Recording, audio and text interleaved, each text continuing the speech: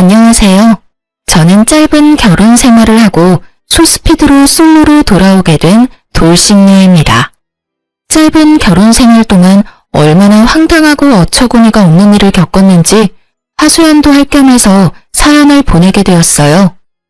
워낙 글재주가 없어 부끄럽긴 하지만 부디 재미있게 들어주시면 감사하겠습니다. 저와 남편은 선자리를 통해 만났고 결혼 정년기에 만난 사이였기에 자연스럽게 결혼 이야기가 오가게 되었어요. 우리 결혼할래? 이런 이야기가 아니라 남편은 남편대로 저는 저대로 가지고 있던 계획 같은 이야기들이요. 이야기를 나눠보니 남편과 전 결혼에 대해 추구하는 바가 같았고 몇 번의 만남 뒤 자연스럽게 결혼을 전제로 한 만남이 시작되었어요.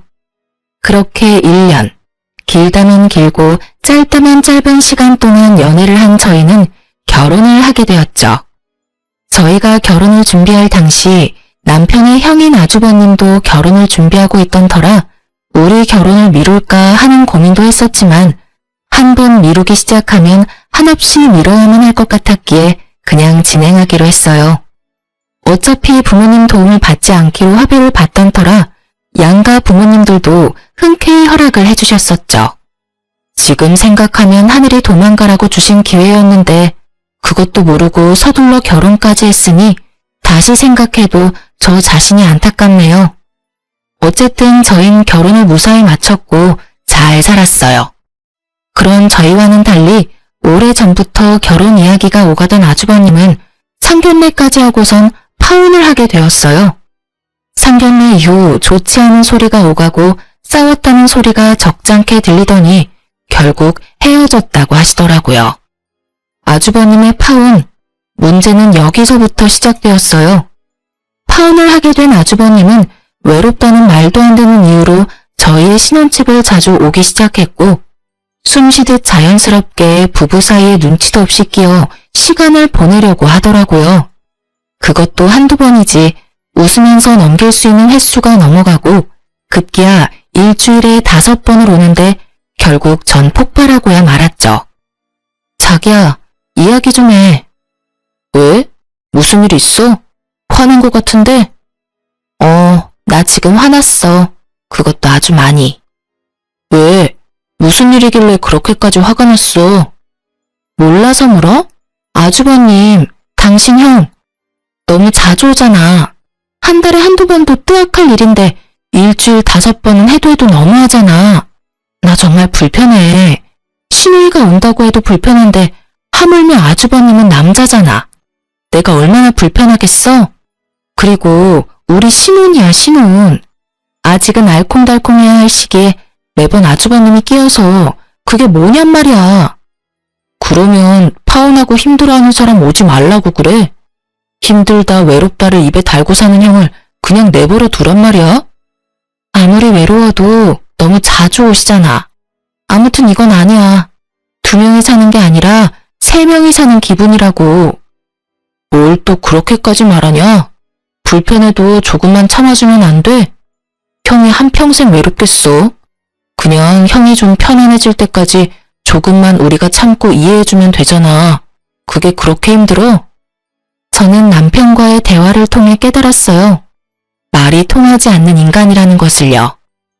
형을 많이 따르고 남다른 정이 있다고 생각은 했었지만 이 정도일 줄은 상상도 못했던 거죠. 도무지 말을 들어먹을 생각이 없는 남편놈을 위해 전 한 가지 묘수를 생각해냈어요. 그날 저녁 남편은 저의 예상대로 제 말은 무시한 채 아주버님과 함께 집으로 함께 들어왔고 집으로 들어온 2사람은 소파에 앉은 손님을 보고 화들짝 놀래더군요. 장인어른 오셨어요? 우리 사위 이제 오나? 사돈 총각도 놀러 왔나 보네요. 네, 사돈 어르신 오랜만에 뵙겠습니다. 그래요. 전 집으로 아빠를 불렀어요. 남편의 말대로 아주버님이 외로워서 오는 거라면 저희 아빠도 외롭긴 매한가지니 오시라고 한 것이었죠. 갑작스러운 아빠의 등장에 2사람은 적잖게 당황을 하더라고요. 그랬겠죠. 사위 불편하다고 집에는 한 번도 오신 적이 없는 장인어른이 온다 간다 연락도 없이 떡하니 거실 소파에 앉아 계시니까요. 남편은 당황하는 것도 잠시 저를 쏘아보다가 따로 안방으로 부르더라고요. 왜? 나 저녁 준비 중인 거 안 보여? 저녁이고 뭐고 왜 장인어른이 우리 집에 있어? 왜? 당신 형은 와도 되고 우리 아빠는 오면 안 돼? 당신 정말 이런 식으로 나올 거야? 이게 뭐 하는 짓이야 유치하게. 뭐가 유치한 건지 난 모르겠네. 난 그저 당신이 외로운 형 챙기길래 나도 더 늦기 전에 외로운 우리 아빠 챙기기로 결심한 것뿐이야. 외로운 사람들끼리 다 모여서 저녁 먹자는데 그게 뭐 문제가 돼? 남편은 할 말이 없는지 그저 가자미 눈을 하고 저를 노려보더군요. 그런 남편의 눈빛을 무시한 채 전 거실로 나왔고 거실엔 몹시 불편해 보이는 아주버님과 이 모든 상황이 그저 재미있다는 듯 웃고 계시는 아빠가 있었어요. 이미 저에게 모든 상황을 전해들은 아빠는 괜히 아주버님에게 말을 걸더라고요. 뭐 잘 지냈냐, 소식은 들었다. 요즘은 만나는 사람이 없냐는 둥 안부를 묻는 말이요. 아빠의 질문이 계속될수록 아주버님의 표정은 애써 밝은 척은 했지만 눈에 띄게 굳어져 가더라고요. 그렇게 재미있는 상황이 이어지는 그때 남편이 방에서 나왔고 전 아빠에게 남편이 뒤집어질 이야기를 했어요. 아빠, 그러지 말고 오늘 자고 가. 내일 주말이잖아. 어차피 집에 가도 아무도 없는데 빈집에 가봤자 외롭기밖에 더해? 그러니까 오늘 그냥 자고 가라. 응? 내일 일어나서 외식도 하고 저녁까지 먹고 가면 되겠다. 그렇지? 그럼 우리 딸 집에서 오늘은 자고 갈까? 우리 사위 괜찮지? 네. 그럼요. 얼마든지 주무시고 가세요. 그래, 고맙네. 상황이 이렇게 되자 눈치만 살피고 있던 아주버님이 어색한 연기를 선보이기 시작하더군요. 맞다. 약속 있는 걸 깜빡했네. 사돈 어르신, 저 이만 가봐야 할 것 같습니다. 저녁 약속이 있었는데 깜빡하고 있었네요. 그러면 다음에 기회가 되면 또 뵙겠습니다. 이러면서 남편한텐 제대로 인사도 못 건네고 도망가는데 그 꼴이 얼마나 웃기는지. 금방이라도 터져나오려 하는 웃음을 허벅지를 꼬집어가며 참았네요. 아주버님이 돌아가는 모습을 흐뭇하게 보던 아빠는 저녁 식사를 맛있게 하시고 집으로 돌아가셨어요. 아무리 생각해도 사위가 불편할 것 같으니 잠은 다음에 와서 주무시겠다는 말을 남기시고요. 이렇게까지 했으면 충분히 반성하고 깨달은 바가 있을 거라고 생각했는데 그렇지 않더군요. 며칠 뒤 아주버님은 또 집으로 찾아왔고 저는 또 아빠를 불렀죠. 아무리 눈치가 없는 사람이라도 그런 상황이 반복되니 제가 본인의 방문을 달가워하지 않는다는 걸 알아챘는지 아주버님은 집으로 오지 않더라고요. 이제 방해꾼도 사라졌겠다. 본격적인 신혼이 시작될 거라고 기대했는데 상황은 이상한 방향으로 흘러가더군요. 집으로 오지 못하는 상황이 된 아주버님은 남편을 밖으로 불러내기 시작했고 저희의 또 다른 싸움이 시작되었죠. 하루가 멀다고 불러내는 아주버님도 이해가 되지 않았지만 날마다 신나서 아주버님을 만나고 다니는 남편이 더 이해가 되지 않더군요. 자기 가족이 그렇게 중요하면 왜 나랑 결혼까지 해서 날 이렇게 외롭게 만드나 이런 생각도 들었어요. 결국 점점 늦어지는 남편을 지켜보던 저는 2차 폭발을 하고 말았죠. 그날은 12시가 되기 5분 전 문을 열고 들어오는 남편을 보는데 머리 끝까지 화가 나더라고요. 그래서 전 소리를 냅다 질러버렸어요. 지금이 몇 시인 줄 알아? 또 아주버님 만났니? 그럼 내가 이 시간까지 누굴 만났겠어. 형이랑 저녁 먹고 이런저런 이야기하다 보니까 늦었네. 많이 기다렸어? 화가 머리끝까지 난 저와는 달리 남편의 표정과 말투는 평온하기 그지없었고 전 여기에서 더 흥분해봤자 저만 손해라는 생각에 긴 한숨을 쉰 후 말을 이어나갔어요. 그래봤자 결국 따지는 꼴이 되긴 했지만요. 여보, 당신이 생각해도 너무하다는 생각 안 해? 많이 기다렸냐고? 나 요즘 집에 와서 하는 일이 당신 기다리는 일뿐이야. 회사 일이 바빠서 매일같이 야근한다고 해도 섭섭할 것 같은데 당신은 당신 형이랑 노느라고 매일 이렇게 늦는 거잖아. 당신 이럴 거면 왜 나랑 결혼했어? 서로 한시라도 떨어지기 싫어서 매일 헤어지는 게 싫어서 결혼한 거 아니야? 그래서 한 결혼인데 왜 난 매일매일 외로워? 왜 이렇게 외로운 거냐고. 아주버님이 당신 친구도 아니고 그렇게 외로우시면 아주버님도 친구들 만나면 되잖아. 왜 하루가 멀다고 당신만 찾아? 난 있잖아. 도저히 이 상황이 이해도 안 되고 이 상황을 어떻게 받아들여야 하는지 모르겠어.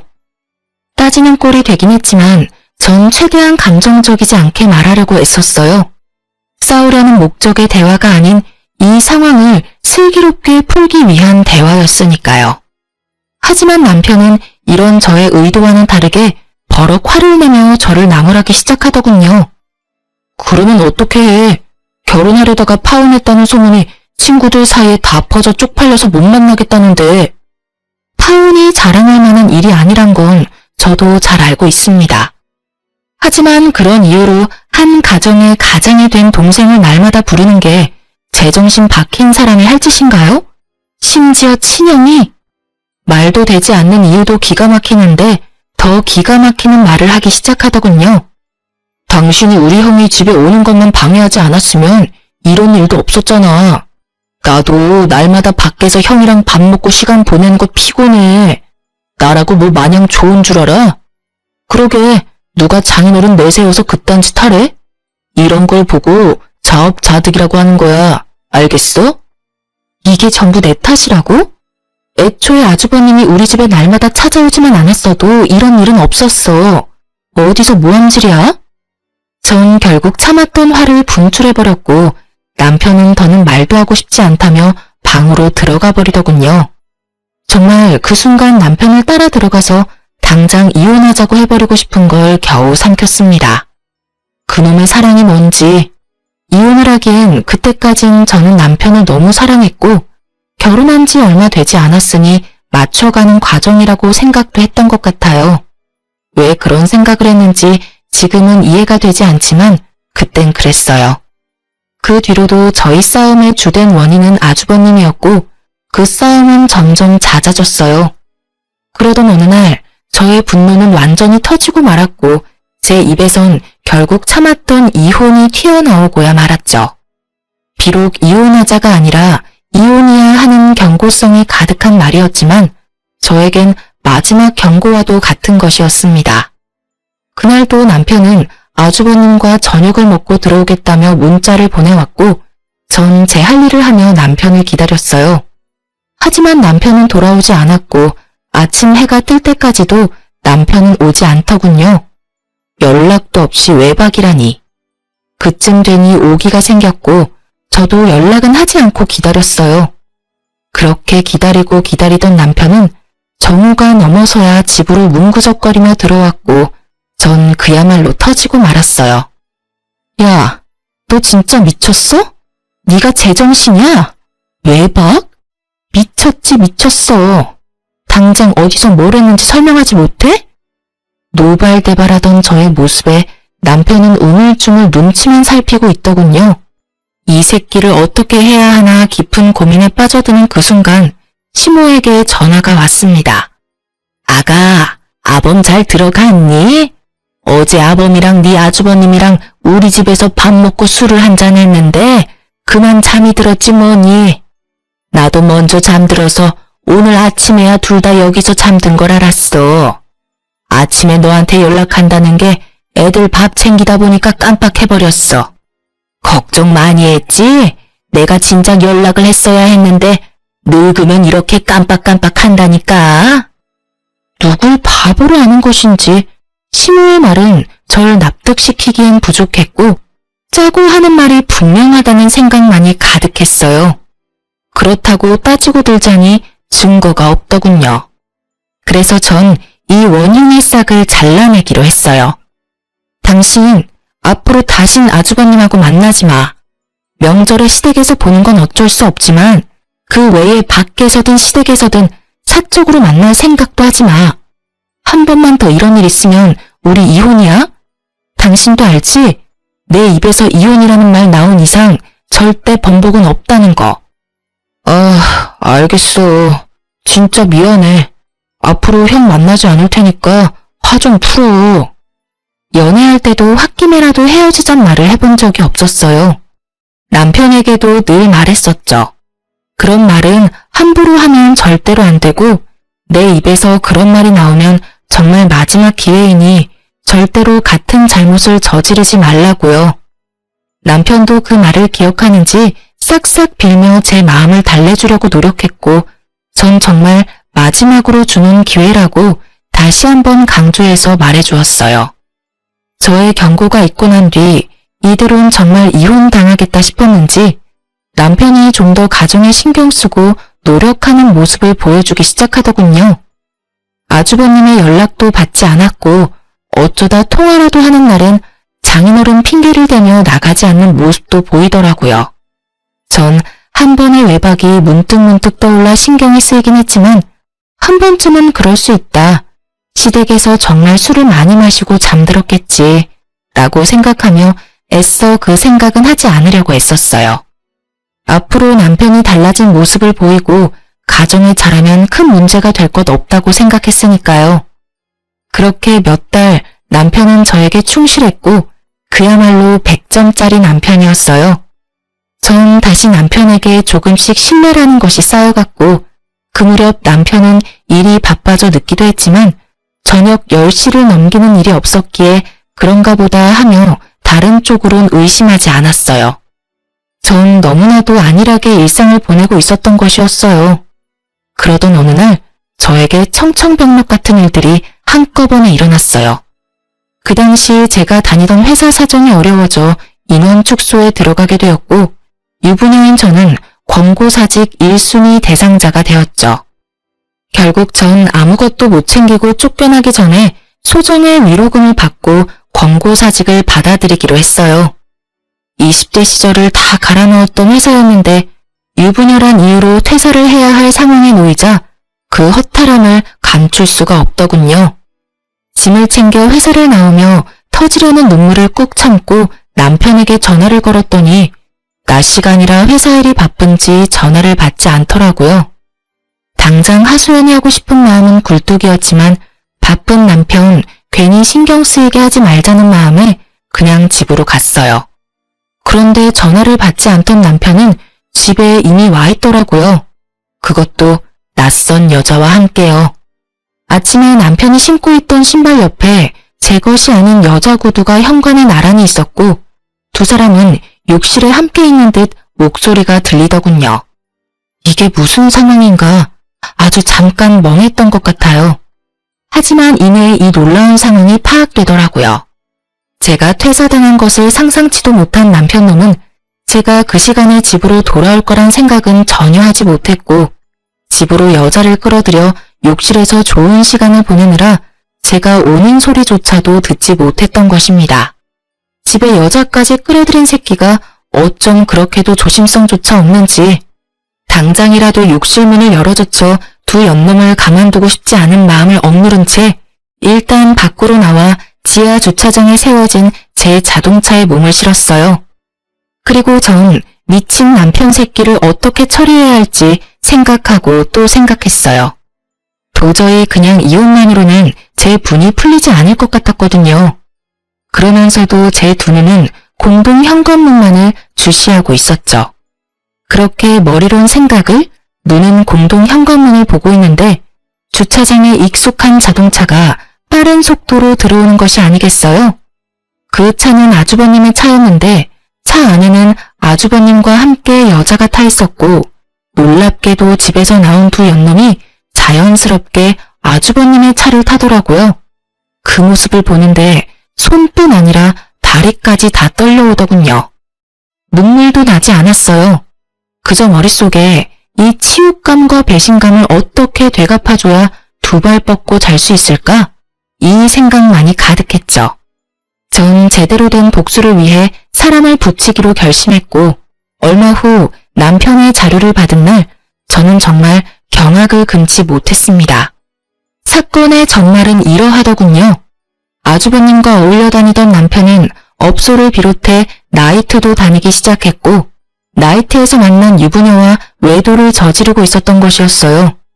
그런 미친 짓을 하는 남편놈의 곁엔 아주버님이 늘 함께였고 아주버님 역시 행실이 대단히 더럽더라고요. 집까지 끌어들인 여자는 나이트에서 만난 유부녀였고 아주버님 차에 타고 있던 여자와 상간녀는 서로 친구 사이로 그 여자 역시 유부녀였어요. 끼리끼리 잘 놀다가 끼리끼리 잘 만났다는 생각이 들면서 앞으로의 복수 계획이 눈앞에 펼쳐지더군요. 일단 전 흥신소에서 알려준 두 여자의 남편에게 연락을 해 상황 설명을 하며 만나자고 했어요. 두 남자는 저를 의심하면서도 약속 장소로 나왔고 전 두 남자에게 제가 받은 사진들을 보여주며 현재 내 남편과 아주버님이 누굴 만나고 어떤 짓을 하고 있는지 알려주었어요. 그러면서 한 가지 간곡한 부탁을 했어요. 이제 제 말 믿으시죠? 사진을 보셨다시피 지금 상황이 꽤 경악스러워요. 저도 처음에 모든 사실을 알았을 땐 믿기지도 않았고 믿고 싶지도 않았는데 애석하게도 이게 현실이더라고요. 그래서 어떻게 복수를 해야 하나 이리저리 생각해봤는데 아무리 생각해도 혼자서 하는 복수는 성에 차지 않을 것 같아서 이렇게 연락드리게 됐어요. 부탁을 좀 드리려고요. 전 상간녀 소송을 물론 진행할 예정이고 두 분께도 소송을 부탁드리려고 합니다. 제 남편 그리고 아주버님한테 상간남 소송 꼭 좀 해주세요. 부탁드립니다. 저의 부탁에 두 남자는 굳이 부탁까지 하지 않아도 당연히 소송을 하려고 했다며 흔쾌히 저의 뜻에 따라주기로 했습니다. 그렇게 약속을 받아낸 저는 지체하지 않고 점심시간에 맞춰 남편의 회사 앞에 찾아갔어요. 저의 예상대로 사람들이 줄지어 나오고 있었고 남편 역시 그 사이에서 모습을 드러내더라고요. 저를 발견한 남편은 반가운 얼굴을 하며 달려왔고 전 준비된 말을 했어요. 여보, 회사 앞까지 무슨 일이야? 밥은? 점심 같이 하려고 왔어? 점심 같은 소리 하네. 이혼하자고 말하려고 왔어. 우리 이혼하자. 뭐? 이혼? 갑자기 무슨 이혼이야. 말을 알아들을 수 있게 해. 갑작스러운 이혼 통보로 당황하는 놈을 이해시키기 위해 그 발칙한 얼굴 위로 상간녀와 남편놈의 다정한 모습이 찍힌 사진들을 뿌려주었어요. 그러자 그 사진들이 뭔지 알지도 못하는 남편놈은 되레 화를 내더군요. 이게 무슨 짓이야? 너 진짜 미쳤어? 갑자기 찾아와서 이혼 타령을 하지 않나? 이건 또 뭐 하는 짓이야? 나한테 소리치기 전에 바닥에 떨어진 사진 구경이나 해. 그러고 나서도 나한테 할 말이 있다면 그때 짓거려 보든가. 아마 할 말은 없을 테지만 말이야. 제 말에 남편은 바닥으로 시선을 떨구었고 사진을 살펴보던 남편의 눈썹이 파르르 떨리더군요. 제가 예상했던 대로 어느새 저와 남편 주변엔 많은 구경꾼들이 몰려들었고 남편은 주변 소음에 아차 싶었는지 저에게 뭐라고 변명할 정신도 없이 바닥에 떨어진 사진들을 미친 듯이 줍기 시작하더군요. 허겁지겁 줍는 꼴이 얼마나 한심하고 꼴 같지도 않던지. 전 그 길로 집으로 돌아왔고 비밀번호를 바꿔버렸어요. 모든 것이 밝혀진 이상 더는 그놈과 한 집에 있을 필요가 없었으니까요. 어느새 남편의 퇴근 시간이 지나고 그렇게 오라고 애원해도 오지 않던 남편놈은 아주 칼퇴근을 하고선 집으로 돌아왔더라고요. 비밀번호를 누르는 소리와 문을 두드리는 소리가 번갈아가며 들려왔지만 당연히 전 문을 열어줄 생각이 없었고 조용하다 싶었던 남편은 시댁으로 갔는지 시모에게서 전화가 오기 시작하더군요. 그 역시 상대할 가치가 없다고 생각한 저는 시모 전화도 무시했고 그 후로도 시댁의 모든 연락에 무시로 일관했어요. 그렇게 전 연락은 절대 받지 않으며 바쁘게 지냈습니다. 변호사도 선임하고 혹시 모를 상황을 대비해 소송 준비도 시작했죠. 변호사분 말씀으론 증거가 워낙 확실해 걱정할 것 없다고 했지만 뭐든 확실한 게 좋았던 저는 준비한 자료들을 확인하고 또 확인했어요. 그날도 마찬가지로 변호사분과 만나 이혼과 소송에 관해 이야기를 나누고 집으로 돌아왔는데 글쎄 저희 집 도어락이 다 뜯겨 있더라고요. 처음엔 도둑이 들었나 싶었어요. 처참하게 뜯긴 도어락을 보는데 집에 들어가기가 꺼려지더라고요. 경찰에 신고를 하려는 순간 뜯긴 도어락 구멍 사이로 낯익은 신발들이 보이더라고요. 전 설마 하는 마음으로 집으로 들어갔고 그 설마는 저희 집 거실에 현실이 되어 있더군요. 모두 예상하시다시피 시모와 남편 그리고 아주버님까지 제 집인 양 소파에 앉아 절 기다리고 있더라고요. 정말 이게 무슨 상황인가 싶으면서도 어이가 없더라고요. 문이 잠겨 있어 열지 못하면 돌아가거나 얌전히 기다려야 하는 게 상식 아닌가요? 남의 집 도어락을 뜯어내는 것이 범죄라는 걸 전혀 알지 못하는 듯 세 사람은 제가 집으로 들어가자 각자 팔짱을 끼며 노려보더군요. 이게 무슨 짓들이세요? 밖이 너무 춥지 않니? 비밀번호는 모르고 그렇다고 다 늙은 내가 언제까지고 기다릴 순 없는 일이잖니. 그래서 사람 불러서 문 좀 열고 들어왔다. 그렇다고 남의 집 문을 뜯으면 안 되죠. 이거 전부 범죄라고요. 알긴 아세요? 뭐? 범죄? 너 정말 말 섭섭하게 한다. 에휴, 일단 흥분을 가라앉히고 좀 앉아보렴. 당장 경찰을 불러야 하나 하는 고민도 있었지만 문득 무슨 말을 하려고 저리도 당당한 표정인가 싶어 대화라는 걸 해보기로 했어요. 당당한 얼굴을 한 시모의 입에서 나오는 말은 뻔뻔하기 그지없더라고요. 내 이야기 다 들었다. 네 마음이 어떨지는 같은 여자인 내가 잘 알아. 그렇지만 그렇다고 멀쩡한 남편을 닭 쫓듯이 쫓아내면 어떡하니? 남자가 사회생활을 하다 보면 실수할 수도 있고 그런 법이야. 그런 걸로 쫓아내고 이혼하면 이 세상에 관계를 유지하고 있는 부부가 어디 있겠어? 이게 무슨 개소리인가요? 요즘 세상에 남편의 외도를 덮고 넘어가는 여자가 대체 어디 있다고 저런 소리를 하는 건지. 거기다가 실수요? 스쳐간 여자만 아니라 고정적으로 만나고 있는 여자가 있는데 실수라뇨. 시모의 이야기를 들어보니 남편 놈과 남편의 형이라는 놈이 자세하게 설명한 것 같지 않더군요. 하긴 남편 놈은 제가 상간녀 한 명만 알고 있다고 생각했을 테니 나머지 더러웠던 자신의 행동은 굳이 설명하고 싶진 않았을 거예요. 전 제 눈치를 살피고 있는 남편에게 말했어요. 아, 그러세요? 단 한 번? 그러면 당신이 대답해봐. 100번, 1000번 양보해서 사회생활하다 일어난 단 한 번의 실수였으면 내가 다시 한번 생각은 해볼게. 정말 모든 걸 다 걸고 단 한 번뿐인 실수가 맞아?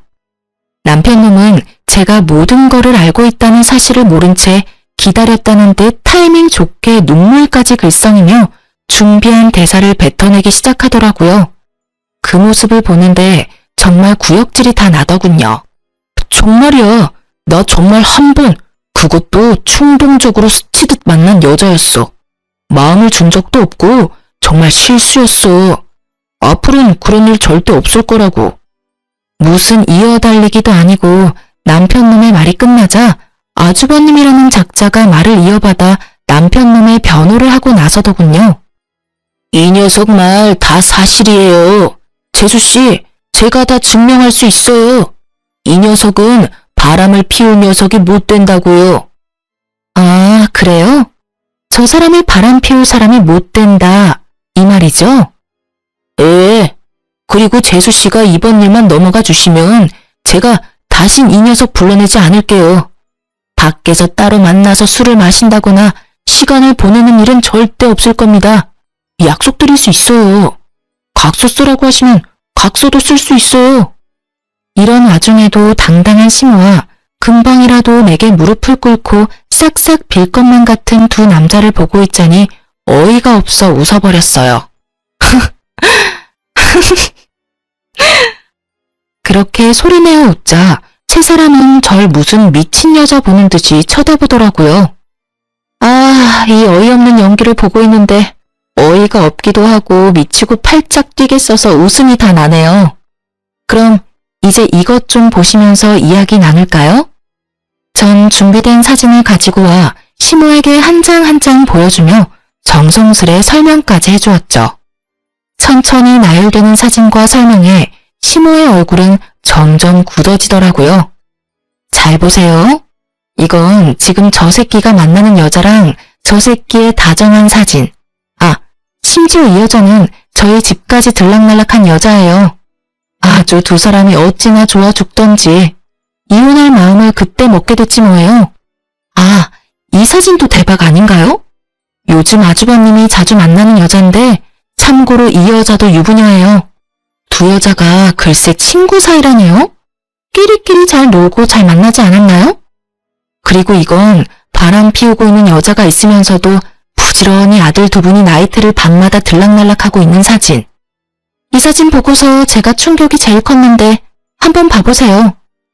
이건 나이트에서 성과가 좋지 않은 날에 가서 놀던 업소예요. 아, 아시죠? 그 외에 여성분들이 상시 대기하고 있는 그런 곳이요. 여러모로 참 놀랍더라고요. 그 중에서도 제일 놀랐던 게 체력이에요. 정말 체력도 대단하지 않아요? 이러고 밤늦게까지 놀고 집에 들어왔으니 짤 틈도 없이 머리만 쳐대면 잠을 잤겠죠. 사진을 꺼내자마자 얼굴부터 굳은 시모는 술집 여자 사진에서 표정이 확 썩어가더군요. 당연한 일이었죠.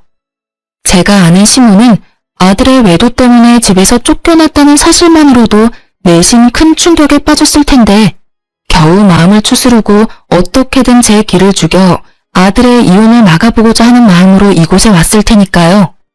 그런데 상간녀만 있는 것도 아니고 한두 번도 아닌 거의 날마다 여자를 찾아 헤매고 다녔다는 사실은 꿈에서라도 상상하지 못했을 테니까요. 제가 모든 사실을 알고 증거까지 충분하다는 사실이 밝혀지고 난 후 세 사람은 서로의 눈치를 살피며 이 난관을 어떻게 헤쳐나가야 할지 고민에 빠진 듯 보이더군요. 그런 세 사람을 보던 제 입가에는 미소가 걸렸고 이내 저의 표정을 본 시모는 이런 와중에도 제가 지 아들보다 우위에 서 있는 꼴이 보기 싫었는지 실수라는 말은 쑥 넣어버리고 태세를 바꿔 어떻게든 저를 이겨먹으려고 노력하더라고요. 에휴, 그래. 어떤 상황인지는 잘 알겠고 그래서 이혼을 바란다 이 말이지? 그럼 그렇게 하도록 하자. 그깟 이혼 여자는 몰라도 남자한테 흔들 거 하나 없어. 이왕 이혼 이야기 나왔으면 더 지체할 필요도 없지 않겠니? 그게 호적이든 집이든 말이야. 당연하죠. 전 하루라도 빨리 이혼하고 싶어요. 그러니 아들한테 소송까지 갈 필요 없게 원만한 합의 좀 해주라고 해주세요. 그건 걱정하지 마라. 우리 아들이라고 니까지 것한테 미련이 있는 줄 아니? 오늘도 안 오고 이혼하겠다는 거 내가 겨우 사정사정해서 데리고 왔다. 이럴 줄 알았으면 그냥 나만 오는 거였는데 내가 지금 후회가 커. 아, 그러셨어요? 그러면 이혼은 하기로 했고 더 할 말 없으면 이만 좀 가주실래요, 다들? 아까부터 주거침입으로 신고하고 싶은 걸 겨우겨우 참고 있는 중이거든요. 아가, 아니 얘, 그게 무슨 말이니? 나가려면 네가 나가야지. 어머님, 아니 아줌마, 왜 내가 나가요? 나가려면 당신네들이 나가야죠. 참, 여기 엄연한 내 아들 집이다.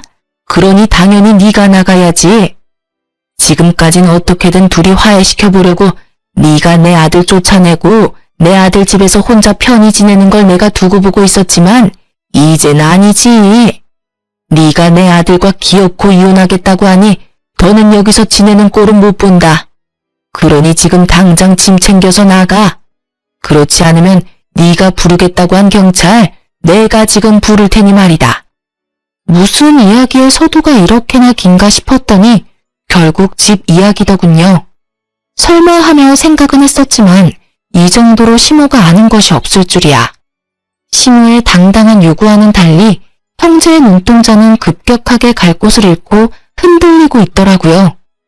그 눈빛에서 제발 아무 말도 하지 말아달라는 간절함이 보였지만 전 그렇게 해줄 생각이 없었고 진실을 시모에게 말해주었어요. 아줌마, 그러니까 당신들이 나가란 말이에요. 무슨 말인지 모르겠어요?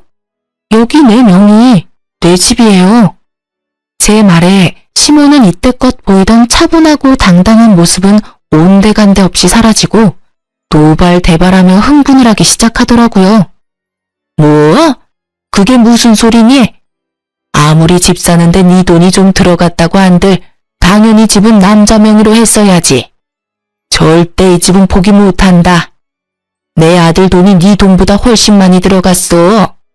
난 소송을 해서라도 집 지킬 테니 그런 줄 알아. 당연하지 않은 말을 당연하게 뱉고 있는 시모의 입에서 급기야 소송이라는 단어가 나왔고 전 굳이 제 입으로 말하기 싫었던 사실까지 말하게 되었어요. 아줌마, 잘 들으세요. 이 집에 아줌마 아들 돈 땡전 한 푼도 안 들어갔어요. 이 집 살 당시에 그 잘나신 아줌마 큰아들이 도박 빚으로 결혼 자금까지 다 날려먹었어요. 그래서 아줌마 둘째 아들이 자기 결혼 자금을 털어서 그걸 도와줬고요. 그러니 어떻게 했겠어요? 그때서야 파혼을 할 수도 없는 노릇이고 그냥 제가 가지고 있던 돈이랑 친정에서 조금 빌려서 제가 잔금 치렀어요. 그때 파혼을 해야 했는데 참 제가 후회가 깊네요. 맞습니다. 당시 살고 있던 신혼집은 전부 제 돈으로 마련한 제 명의의 집이었어요.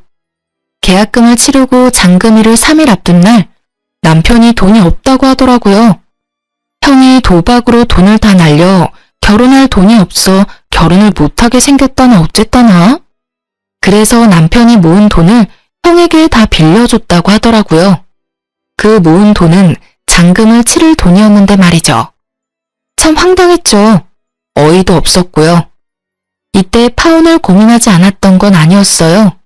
파혼에 대한 고민을 엄청나게 했었어요. 계약금? 물론 계약금이 아까운 이유도 없진 않았겠죠. 하지만 제가 파혼을 하지 않고 결혼을 진행했던 건 단 한 가지. 남편을 사랑했기 때문이었어요. 그놈의 사랑이 뭐라고 이혼이라는 결과가 기다리고 있는 줄 알았다면 그때 파혼을 했을 텐데 제 한치 앞이 뻔히 보이는데도 불구하고 왜 앞날을 애써 무시했는지. 결국 저를 기다리는 한치 앞은 남편의 무관심과 외도뿐이었는데 말이죠. 어쨌든 전 남편에게 큰 돈을 쓸 땐 나와 꼭 상의하라는 당부와 함께 집 잔금을 제가 치렀고 그렇게 결혼을 하게 된 것이었어요.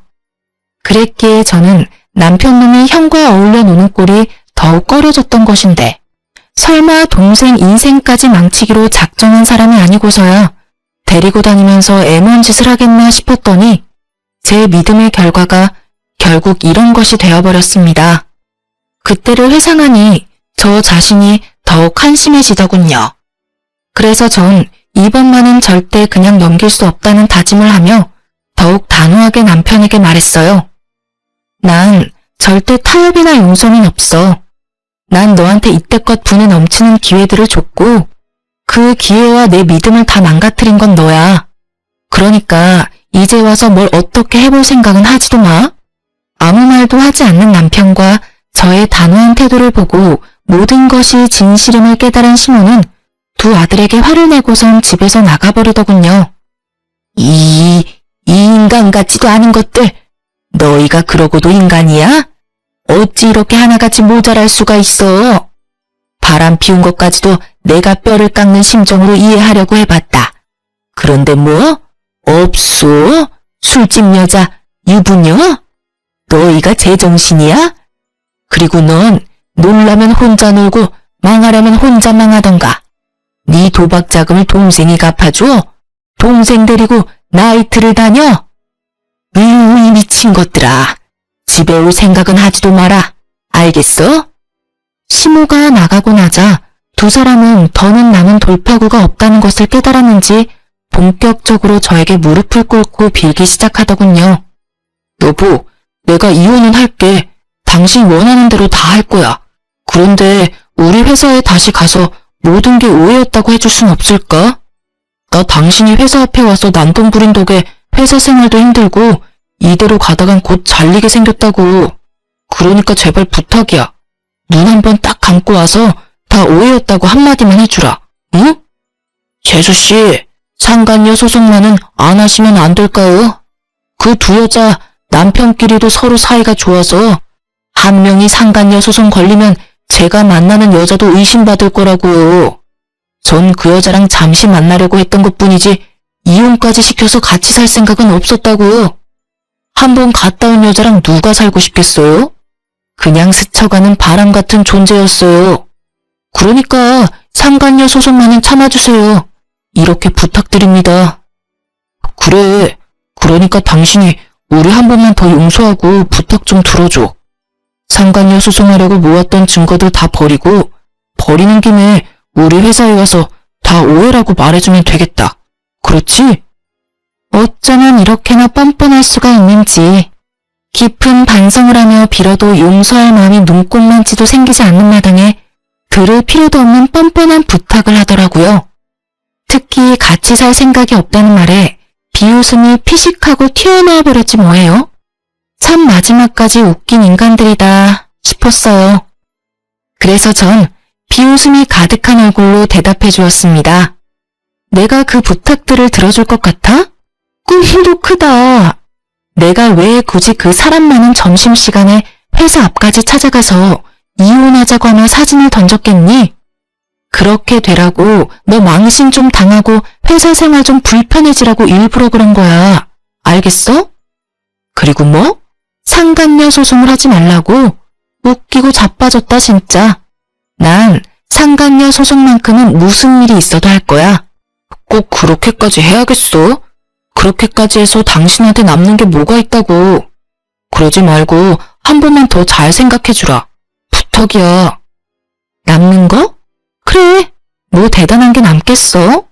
그냥 뭐 기분이나 좀 좋고 돈이나 좀 생기겠지.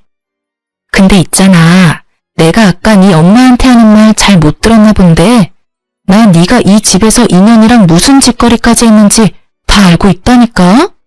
그날 하필이면 내가 퇴사를 하게 돼서 일찍 집에 오게 됐지 뭐야. 그래서 두 연놈이 이 집에서 얼마나 행복했는지 다 듣고 봐버렸는데 내가 가만히 있을 거라 생각해?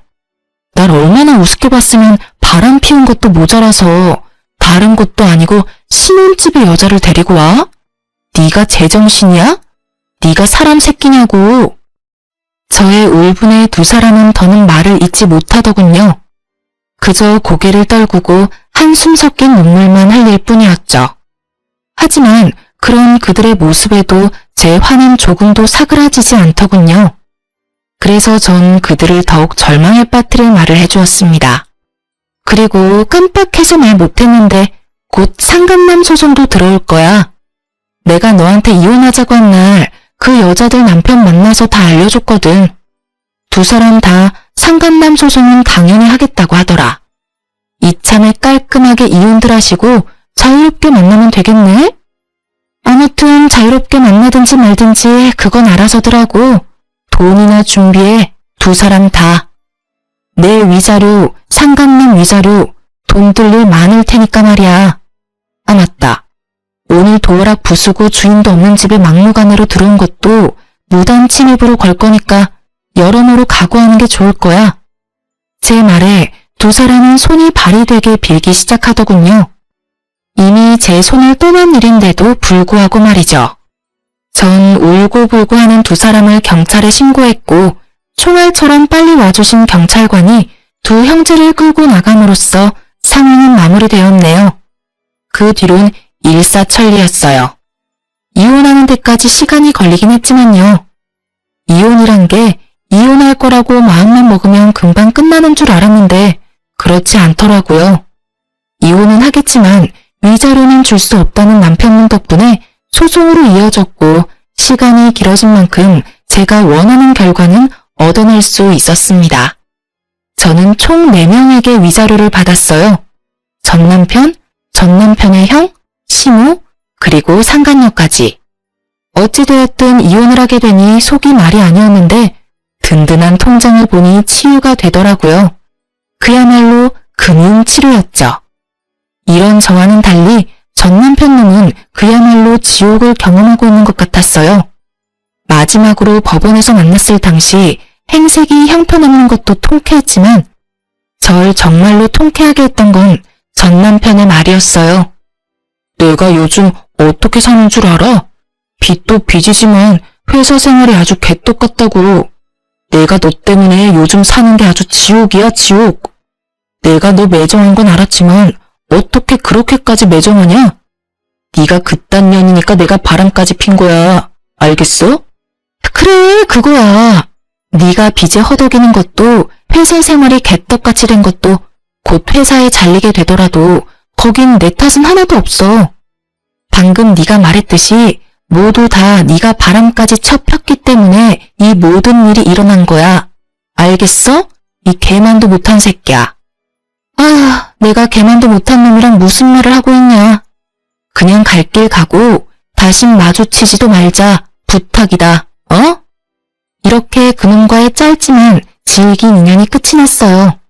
법원에서 들은 말인데 전 남편도 전 남편이지만 그 형도 여기저기 위자료를 주느라 빚더미에 앉았다고 하더라고요. 끝까지 두 아들을 거부하던 시모는 두 아들이 빚더미에 앉게 되자 결국 받아줬다고 하더군요. 기껏 다 키워서 출가시켰던 아들들이 빚만 가득하는 채 다시 돌아왔을 때의 그 심정. 경험해보지 않아도 노년이 아주 고달플 거란 것은 확실히 알겠더라고요. 거기에다가 회사까지 잘리게 되면 꽤 볼만할 것 같지 않나요? 요즘 전 꽤 괜찮게 살고 있어요. 짧은 결혼 생활로 이혼녀 딱지가 붙어버린 사실이 때론 좀 억울하긴 하지만 그런 생각이 들 때면 금융치료로 재빠르게 생각을 환기시켜주고 있어요.